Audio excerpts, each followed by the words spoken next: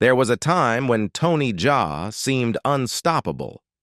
His elbows and knees carved a new language of cinema, and audiences believed they were witnessing the rebirth of martial arts on screen. From the rice fields of Thailand to the bright lights of international premieres, his rise looked like destiny fulfilled. But what followed was a spiral of contract disputes, broken friendships, spiritual retreat, and lost opportunities. The story of Tony Jaa is not only about triumph, it is also about how quickly greatness can slip away. From village dreams to stuntman reality. Tony Jaa, born Tachakorn Yiram in 1976 in Surin, Thailand, grew up far from the world of movie sets and red carpets. His parents, Ren Saipech and Thongdi Yirum, were rice farmers who lived by the rhythm of the land. Life was hard, but within that simplicity, a young boy's imagination ran wild. Local temple fairs played martial arts films starring Bruce Lee, Jackie Chan, and Jet Li. Those films didn't just entertain him. They lit a fire that could not be put out. While most children went back to chores after the screenings, Tony went into the fields, repeating the moves he had memorized frame by frame. His bare feet kicked up dust as he copied the spins, flips, and strikes of his idols until his body learned them as second nature. At 10 years old, Tony began formal training in Muay Thai at a temple near his home. The conditions were far from glamorous: cracked ground instead of padded floors, and elderly masters whose tough instruction pushed him to his limits. This kind of training forged both discipline and resilience, qualities that would later become his trademark. He fought in small matches in his community, winning local respect, but his ambition reached beyond the ring. He didn't dream of belts or trophies. He dreamed of film. Fate intervened when legendary stunt coordinator Panna Rittikrai noticed him. Panna led a respected stunt team that specialized in dangerous, bone-crunching sequences, and he saw in Tony something extraordinary, a combination of raw athletic ability and fierce determination. Tony joined the team, and for the next 14 years threw himself into anonymous work, risking his body for scenes that gave him no credit. He jumped from rooftops, smashed through windows, and even vaulted onto the back of an elephant for a soda commercial. Each fall, each bruise, each rehearsal taught him not only how to perform, but how to translate pain into spectacle. Panna trained him in multiple martial arts, taekwondo, judo, aikido, and drilled him in the timing and craft of action filmmaking. Unlike many who transitioned into film later in life, Tony was molded for the camera from the start. His refusal to rely on wires or CGI set him apart, making his stunts look frighteningly real. Yet for years he remained invisible, waiting for the moment when his name would finally be attached to his own work. The explosion of Ong-Bak and global fame. In 2003, after years in the shadows, Tony Jaa finally stepped into the spotlight with Ong-Bak, Muay Thai Warrior. The film was a gamble. It had no Hollywood stars, no expensive effects, and no wire-assisted fights. Instead, it relied entirely on Tony's body, his discipline, and the raw impact of traditional Muay Thai. From the opening scenes, audiences realized they were witnessing something they had never seen before. Every elbow strike, every flying knee looked painfully real because it was. Tony performed every stunt himself, leaping through flames, smashing his shins against steel, and flipping through the air with nothing to catch him but the ground. The gamble paid off. In Thailand, Ong-Bak grossed roughly $2.5 million, a massive figure for the time. Internationally, the film added another $17 million, cementing Tony as the new face of martial arts cinema. Critics who had grown tired of CGI-heavy fight scenes suddenly had a fresh name to celebrate. Audiences compared him to Bruce Lee, Jackie Chan, and Jet Li, but many believed Tony was offering something different, something rawer and more dangerous. Even Donnie Yen, one of the most respected action stars of Hong Kong, admitted that Ong-Bak forced him to raise his own game, calling Tony's arrival a challenge to everyone in the industry. Tony did not stop there. In 2005, he returned with Tom Yum-Goong, known in the United States as The Protector. With a bigger budget, the expectations were immense. Tony responded by pushing himself further than ever. He introduced a style inspired by elephant movements, a nod to Thai culture, and delivered what is now one of the most iconic fight scenes in action cinema, a 4-minute single-take sequence in which he stormed through a building, fighting dozens of opponents without a single cut. The stamina, control, and precision required were almost beyond belief, and the scene became legendary. The film grossed nearly $4.5 million in Thailand, $12 million in the United States, and another $11 million worldwide. The message was clear. Tony Jaa was not just a rising star, he was the future. Hollywood producers came knocking, eager to bring him into major projects. Even Jackie Chan reportedly wanted him for Rush Hour 3. For a moment, it seemed Tony's destiny was to lead martial arts cinema into a new golden age. But behind the applause, the seeds of his downfall were already being planted. Contracts, rivalries, and the crushing weight of expectation would soon drag him into a spiral that no amount of talent could escape. The cracks begin. Studio control and the Ong-Bak 2 meltdown. At the height of his fame, Tony Jaa looked invincible, but off-screen, the foundations of his career were starting to shake. His relationship with Prachya Pinkayu, the director of Ong-Bak, and Tom Yum-Goong began to fracture. Tony believed he no longer needed Pinkayu to guide his vision. He wanted to take full creative control, directing himself in his next project. The studio, Sahamongkol Film, faced a difficult choice. On one side was their most bankable director, on the other their new global superstar.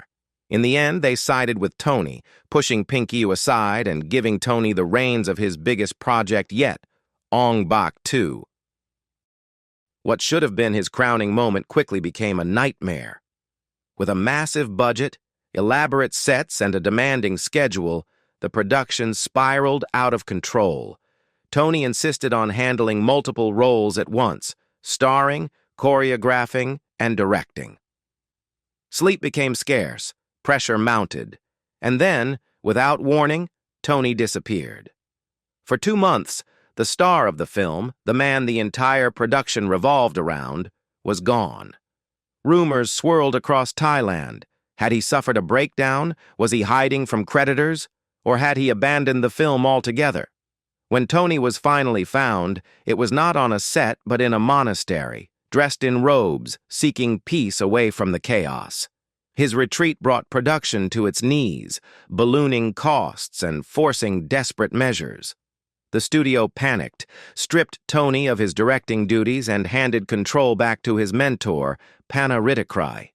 To try and salvage their investment, they rewrote the script and split the film into 2 parts, hoping to spread out the costs. But the damage was already done.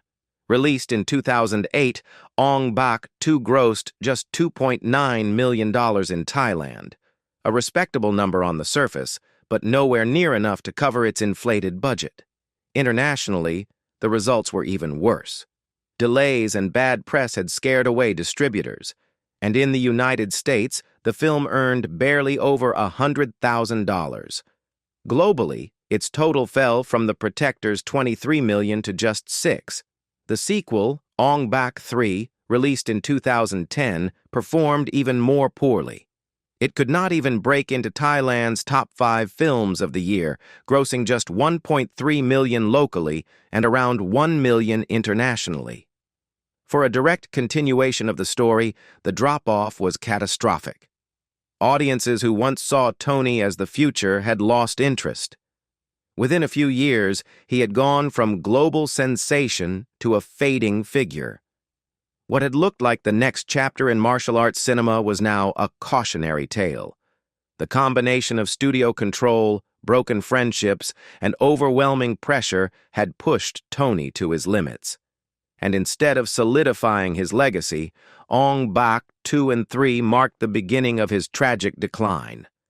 disappearance into monkhood, and the collapse of momentum. By 2010, the cracks in Tony Jaa's career had widened into a collapse. After the chaos of Ong-Bak 2 and the disappointment of Ong-Bak 3, he found himself trapped between a suffocating studio contract and the crushing weight of public expectation. Sahamongkol Film controlled every part of his career, his roles, his schedule, even much of his earnings. For a man whose artistry had been built on freedom of movement, the restrictions felt like chains. The fame that had once seemed like liberation now resembled a prison. In the middle of this storm, Tony made a choice that shocked both fans and industry insiders. In 2010, he shaved his head, donned saffron robes, and entered a Buddhist monastery. The man who had once been hailed as the future of martial arts cinema was suddenly gone, retreating into the silence of temple life. For months, he woke before dawn, meditated, and lived on simple offerings of rice and water. He swept temple grounds and chanted with monks, far from the cameras and headlines. Speculation erupted.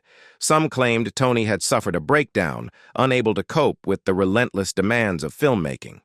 Others whispered that ordination was a strategy to escape his contract with Sahamongkol.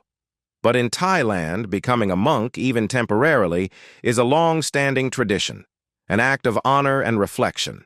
For Tony, it was also a reset. He had been pushed to the edge, and the temple gave him something the industry never could: peace. But while Tony sought clarity, the world of cinema moved on without him.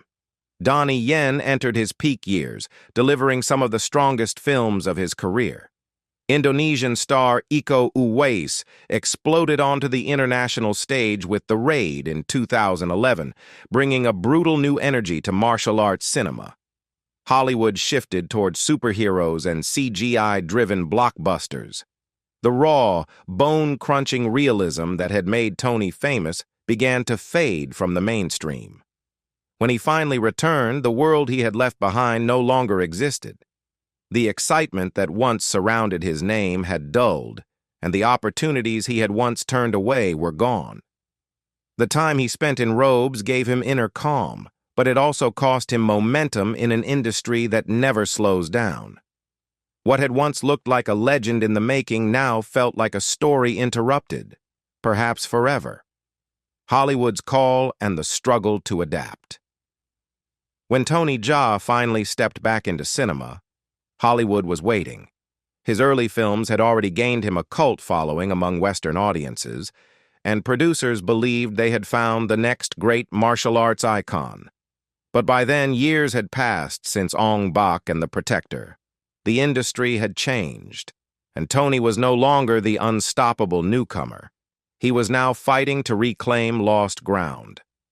His first major Western role came in Fast and Furious 7. The film was a global blockbuster, giving Tony the chance to appear alongside Vin Diesel, Paul Walker, and Dwayne Johnson. On paper, it looked like the perfect launchpad. But the reality was less triumphant. His role was small, limited mostly to a fight scene with Paul Walker. Fans cheered his return, but many left theaters disappointed that his full range of skills had been reduced to a handful of stunts. The raw, wire-free style that had once shocked the world was barely visible beneath Hollywood's polished choreography. 2 years later, in 2017, he appeared in XXX, Return of Xander Cage, another Vin Diesel-led blockbuster. The film promised to showcase Tony's talent to a global audience, but once again, he was buried in a large ensemble cast. Sharing the screen with Donnie Yen, who stole much of the spotlight, Tony faded into the background. Hollywood seemed unsure how to use him. Was he a silent fighter, a charismatic lead, or just another sidekick? Without strong English skills, he struggled with dialogue-heavy roles. Unlike Jackie Chan, who charmed audiences with humor, or Jet Li, whose stoic presence gave him gravitas, Tony was often given one-dimensional parts. Adding to his struggles was the shadow of his old contract with Sahamongkol Film. Even after years of service, the studio tried to hold on to him, demanding as much as $50 million for his release when he sought international projects.